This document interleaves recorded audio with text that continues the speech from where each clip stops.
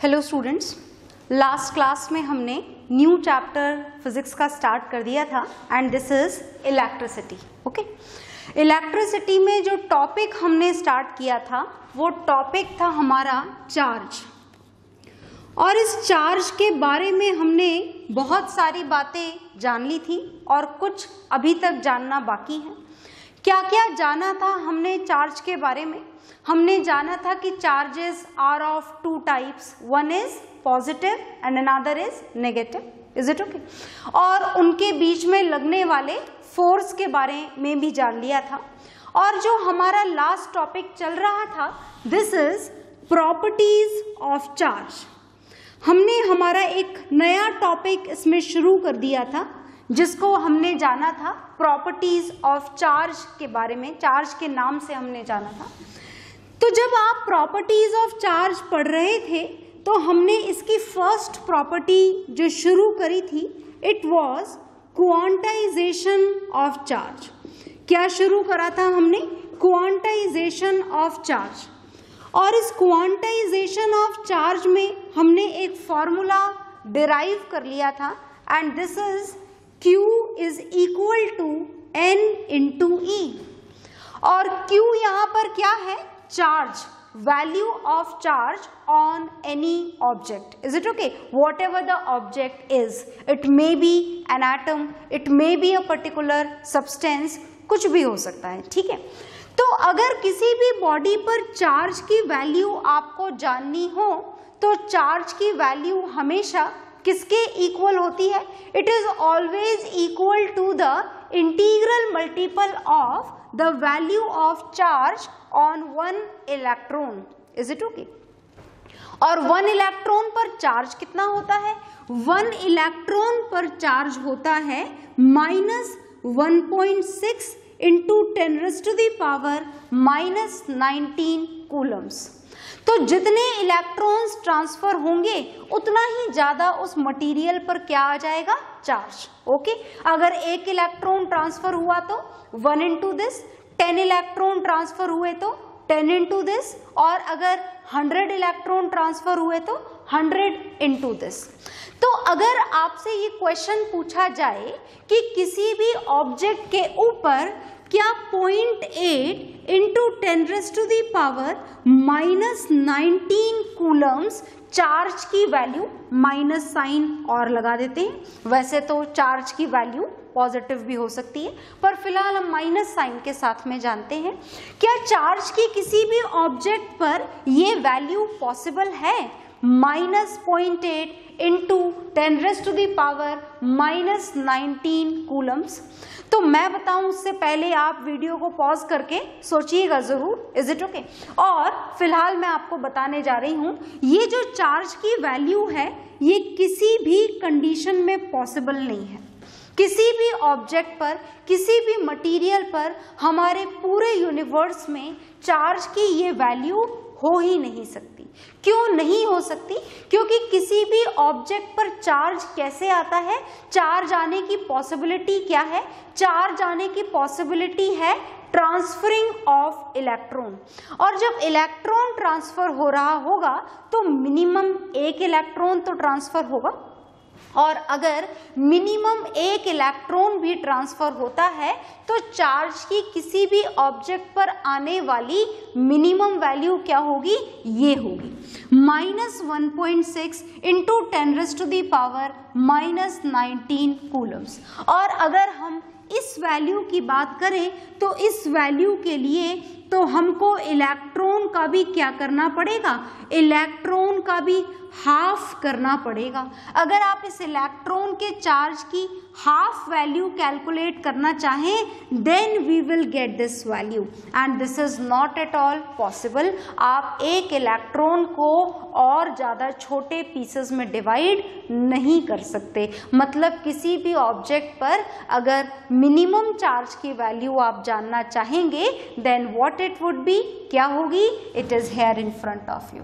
ये minimum value है charge की। It may be positive, it may be negative. Electron अगर कोई ऑब्जेक्ट गेन कर रहा है तो मिनिमम वैल्यू ये होगी, अगर कोई ऑब्जेक्ट इलेक्ट्रॉन डोनेट कर रहा है तो मिनिमम वैल्यू यही होगी, but with a positive sign. Is it okay?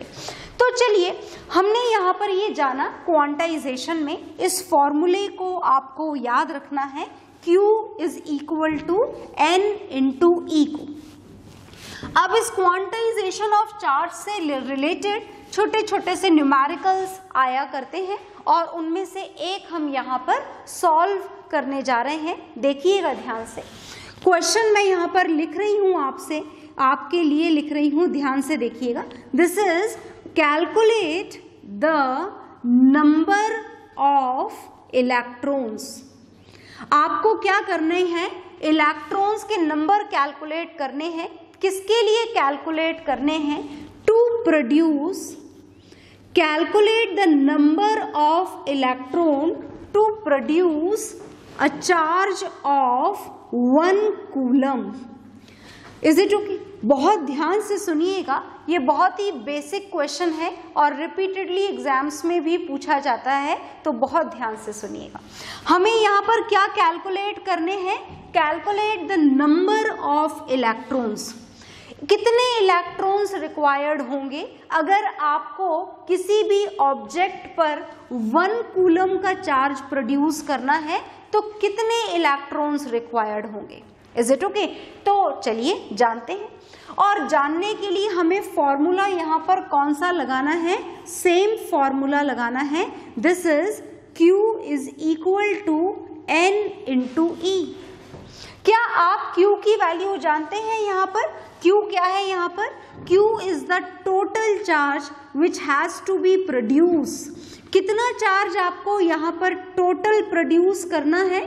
Total charge हम किसी भी मटेरियल पर कितना प्रोड्यूस करना चाहते हैं? यहाँ पर 1 कूलम का चार्ज। और उसके लिए हमें क्या कैलकुलेट करना है? उसके लिए हमें कैलकुलेट करना है नंबर ऑफ इलेक्ट्रॉन्स। और क्या आपको उस स्मॉल e की वैल्यू पता है? यस, इसकी वैल्यू तो हमें याद रखनी है, एग्जाम्स में प्रोवाइडेड नहीं होगी। 1.6 into 10⁻⁻19 coulomb, this is the magnitude of charge on 1 electron. Is it okay? Electron पर अगर चार्ज की वैल्यू पूछी जाए आपसे तो कितनी होती है? इतनी। Is it okay? आप यहाँ पर अगर इलेक्ट्रॉन का चार्ज साइन के साथ में लिखना चाहें तो माइनस लगा सकते हैं, पर फिलहाल हम साइन यूज नहीं कर रहे क्योंकि इन्होंने हमको साइन नहीं बताया, इन्होंने बोला है कि 1 कूलम का चार्ज आपको जानना है। Is it okay? तो अगर नेगेटिव चार्ज 1 कूलम प्रोड्यूस करना है then also the same number of electrons are required. अगर पॉजिटिव चार्ज 1 कूलम प्रोड्यूस करना है then also same number of electrons are required, but in that condition what has to be done?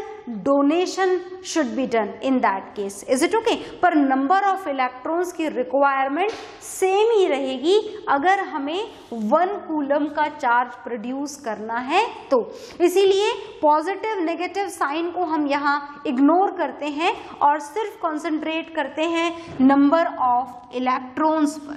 तो चलिए number of electrons हम calculate करते हैं। Total charge जो produce करना है, the value of this total charge is 1 coulomb. कितना है? 1 कूलम का टोटल चार्ज हमें प्रोड्यूस करना है। और किसकी वैल्यू कैलकुलेट करनी है? नंबर ऑफ इलेक्ट्रॉन्स की। और E की वैल्यू क्या है? E की वैल्यू है 1.6 इंटू 10⁻⁻19। ओके, तो चलिए आगे चलते हैं। इस n को यही लिखे रहने देते हैं और 1 कूलम को डिवाइड कर देते हैं इस वैल्यू से। क्या है ये value? This is 1.6 into 10⁻⁻19 Coulomb's. किसकी कैलकुलेशन हो रही है? नंबर ऑफ इलेक्ट्रॉन्स की कैलकुलेशन हो रही है। ओके, तो चलिए कैलकुलेशन करते हैं हम नंबर ऑफ इलेक्ट्रॉन्स की। n की कैलकुलेशन हो रही है, ये कूलम से कूलम तो कैंसिल हो जाएगा, वैसे भी नंबर ऑफ इलेक्ट्रॉन मिलने हैं, no unit is required for that, right. Okay, तो चलिए आगे चलते हैं। ये यहाँ पर इस डेसिमल को हटा दीजिए और 10 यहाँ पर लगा दीजिए। Is it okay? तो आगे चलिए, आगे कैलकुलेशन करते हैं। 10 इंटू 10⁻⁻, ये -19 था नीचे डिनोमिनेटर में, न्यूमरेटर में जाएगा तो पावर का साइन क्या हो जाता है? चेंज हो जाता है। डिनोमिनेटर में नेगेटिव था, न्यूमरेटर में जाकर पॉजिटिव हो जाएगा। डिवाइड आपको इसे किससे करना है? अब 16 से डिवाइड करना है।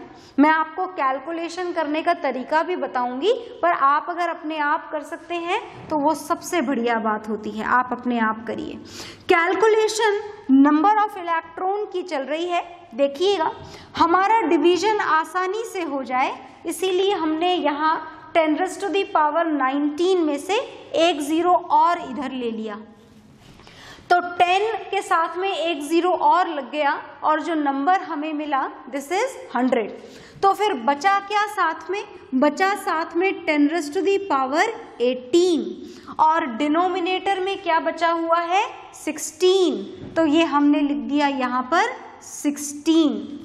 ओके, तो इस 10⁻18 को तो आप ऐसे ही लिखे रहने दीजिए और 100 को 16 से डिवाइड कर लीजिए। आता है आप लोगों को डिवीजन, फिर भी मैं करूंगी जरूर यहाँ पर डिवीजन। राइट साइड में आप भी करा करिए, हमेशा कॉलम लगाकर कैलकुलेशन क्वेश्चन के सामने करा करिए, रफ कॉलम बना करके। ओके, तो 100 को हमें डिवाइड करना है, यहाँ पर 16 से डिवाइड करना है। ओके, तो करिए आप, चलिए डिवाइड शुरू कर दीजिए। n को डिवाइड करिए 100 को 16 से, तो यहाँ पर डिवीजन 6 टाइम्स हो जाएगा। सबसे पहले 16 6 96 और ये यहाँ पर माइनस कर दीजिए, आपको नंबर मिलेगा माइनस करके 4। डेसिमल लगा दीजिए, यहाँ पर 0 लग जाएगा और 16 को आप 2 से मल्टीप्लाई कर दीजिए, तो 16 2 जा हो जाएगा 32। अब 40 माइनस 32 कर दीजिए, आपको नंबर मिलेगा 8। डेसिमल लगा हुआ है, 0 लगा दीजिए एंड दिस इज 16 5 जा 80 और ये हो गया हमारा division done. Okay, so how many electrons are required? Look here, 6.25 into 10⁻18. This much electrons are required just to produce a charge of 1 coulomb. मतलब इतनी बड़ी वैल्यू है ये 1 कूलम, जो दिख हमें सिर्फ 1 कूलम रही है। इस छोटे से 1 कूलम के चार्ज को प्रोड्यूस करने के लिए कितने इलेक्ट्रॉन्स चाहिए? 6.25 into 10⁻18 इलेक्ट्रॉन्स। अगर -1 कूलम चाहिए तो किसी ऑब्जेक्ट को इतने इलेक्ट्रॉन गेन करने पड़ेंगे, तो जाकर के उस ऑब्जेक्ट पर कितना चार्ज आएगा?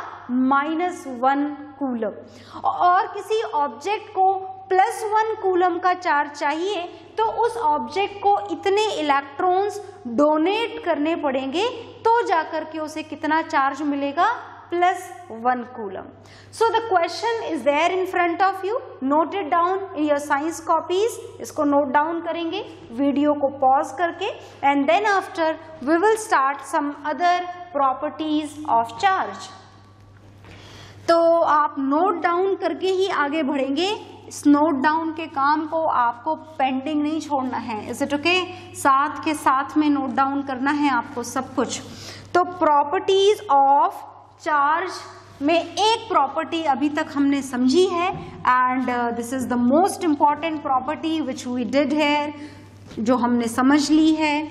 और अब हम पढ़ेंगे सेकंड प्रॉपर्टी ऑफ चार्ज। बहुत ध्यान से सुनिएगा, सेकंड प्रॉपर्टी ऑफ चार्ज क्या है। यहाँ पर सेकंड प्रॉपर्टी ऑफ चार्ज हम पढ़ने जा रहे हैं। बहुत ही सिंपल सी फटाफट से हो जाने वाली प्रॉपर्टी है ये, सुनिएगा ध्यान से।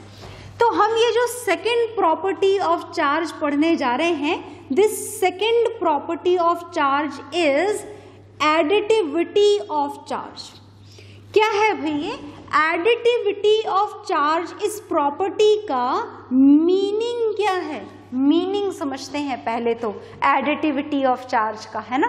तो एडिटिविटी ऑफ चार्ज का मीनिंग ये है कि अगर हम कोई सा भी ऑब्जेक्ट, जैसे हम इस रूम की बात करें, इस बोर्ड की बात करें, आपकी टेबल की बात करें, what ever the object is, जो भी ऑब्जेक्ट है, जैसे मान लीजिए कि मैंने ये ऑब्जेक्ट लिया, हो सकता है कि सेम मटेरियल का हो सकता है ऑब्जेक्ट डिफरेंट मटेरियल से मिलकर के बना हो, कुछ भी हो सकता है।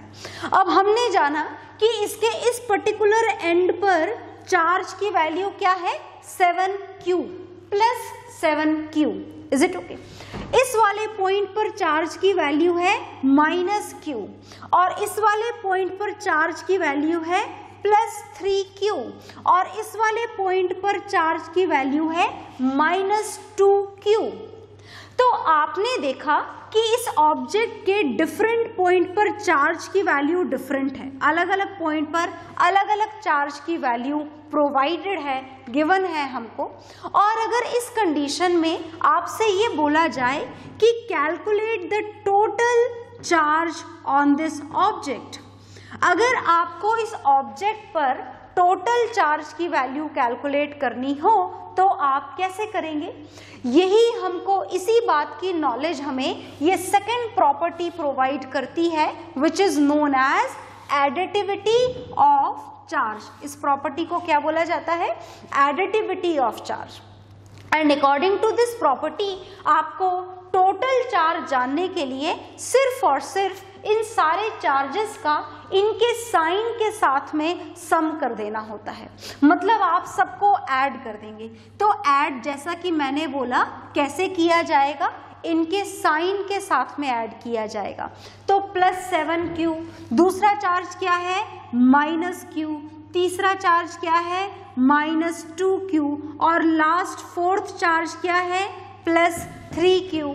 देख लीजिए ध्यान से, हमने चारों चार्जेस की वैल्यूज को उनके साइन के साथ में ऐड कर दिया है। ओके, तो चलिए अब हम इस काम को कंप्लीट कर लेते हैं। तो this is 7Q plus 3Q, कितना हो जाएगा ये? 10Q प्लस साइन आप चाहें तो लगाएं और चाहें तो ना लगाएं, -Q और -2Q, क्या हो जाएगा ये? -3Q। और जब इसमें से इसको आप माइनस करेंगे तो आपको टोटल चार्ज की वैल्यू क्या मिलेगी? +7Q। So this is the total charge on this given system. Okay, so this property to find out the total charge in any system is defined as additivity of charge. इसी property को हम क्या बोला करते हैं? additivity of charge। और इस additivity of charge के बाद में हमको इसको नोट डाउन करिएगा पहले तो, and then we will know about the third property of charge। हम चार्ज की तीसरी प्रॉपर्टी जानने जा रहे हैं।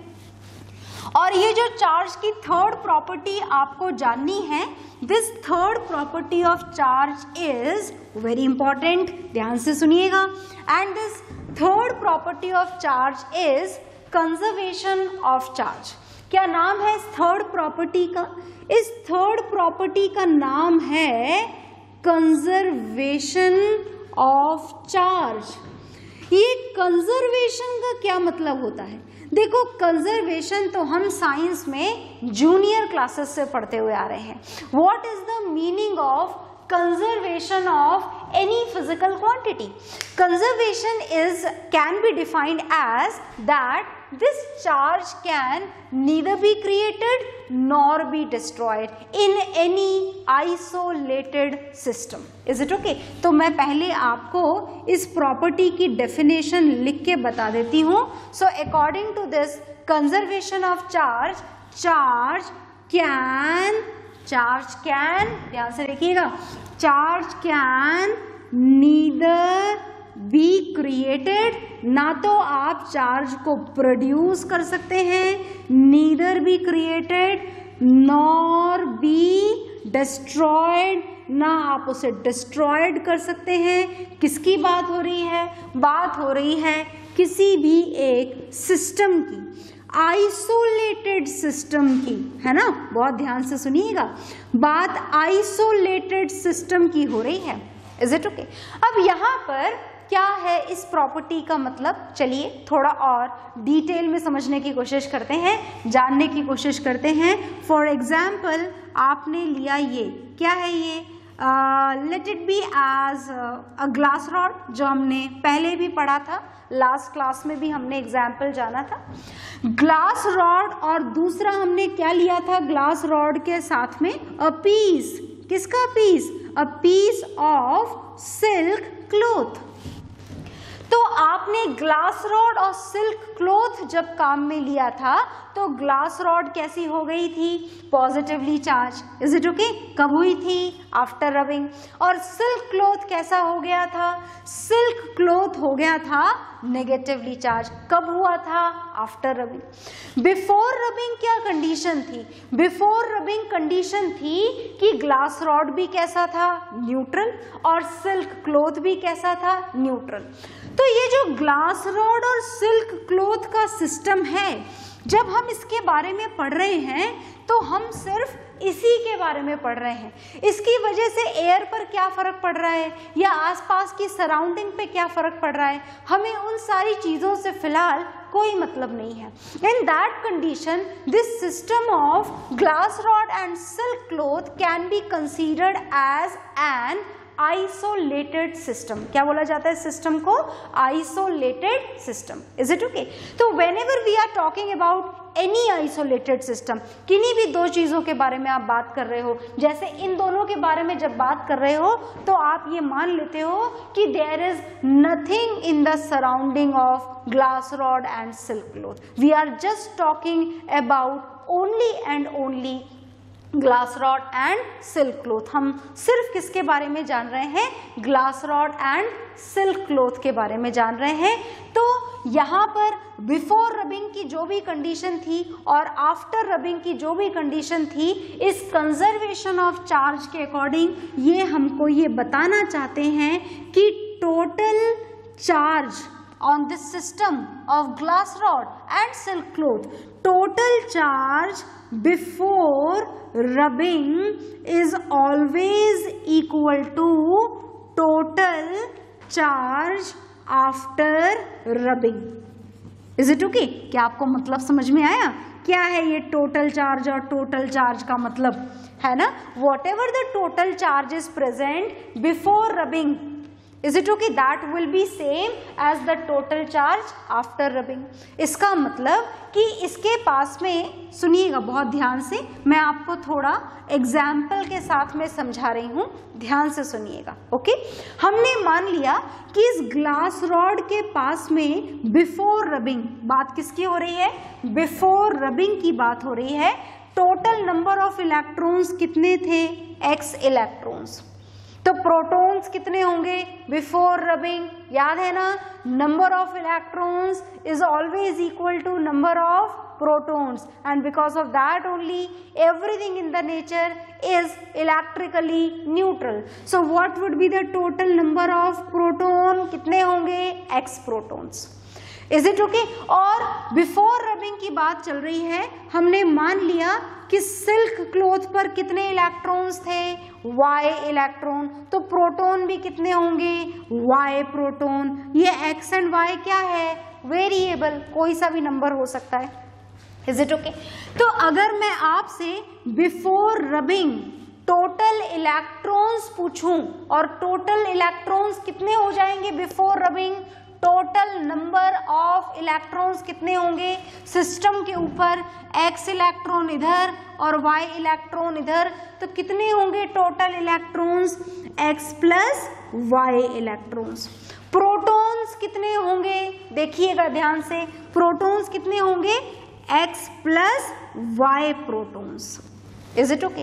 अब आपने इनको आपस में रब किया, ग्लास रॉड ने इलेक्ट्रॉन्स लूज किए, सिल्क क्लॉथ ने गेन कर लिए, इज इट ओके? तो डोनेट इसी ने करे हैं, गेन इसी ने करे हैं। तो अगर आपसे आफ्टर रबिंग भी पूछा जाए तो इलेक्ट्रॉन बस इधर से उधर ट्रांसफर हो गए हैं, कहीं और से नहीं आए हैं या यहाँ से कहीं और नहीं चले गए हैं, सिर्फ इस ऑब्जेक्ट से इस ऑब्जेक्ट पे ट्रांसफर हो गए हैं। तो अगर रब करने के बाद में भी आप टोटल नंबर ऑफ इलेक्ट्रॉन्स जानना चाहेंगे तो कितने हो जाएंगे total number of electrons? That will remain same, x plus y electrons and protons भी कितने होंगे? x plus y protons. तो यही है conservation of charge, according to which charge can neither be created nor be destroyed in any isolated system. Whatever the total number of charge is there before rubbing, that will remain same, exactly same even after rubbing. Is it okay? जो भी total number of charge है before rubbing वो किसके बराबर होगा? After rubbing. मतलब before rubbing इस पूरे सिस्टम में अगर 100 इलेक्ट्रॉन्स थे तो आफ्टर रबिंग भी कितने होंगे? 100 इलेक्ट्रॉन्स। बिफोर रबिंग अगर 100 प्रोटॉन्स थे सिस्टम में तो आफ्टर रबिंग भी कितने प्रोटॉन्स होंगे? 100 protons. Is it okay? So this is the third property of charge. Note it down in your registers. Note down करेंगे आप वीडियो पॉज करके, इज इट ओके? और इसके बाद में इस इलेक्ट्रिसिटी चैप्टर को हम कंटिन्यू करेंगे नेक्स्ट क्लास में। ओके, सो बाय एवरीवन।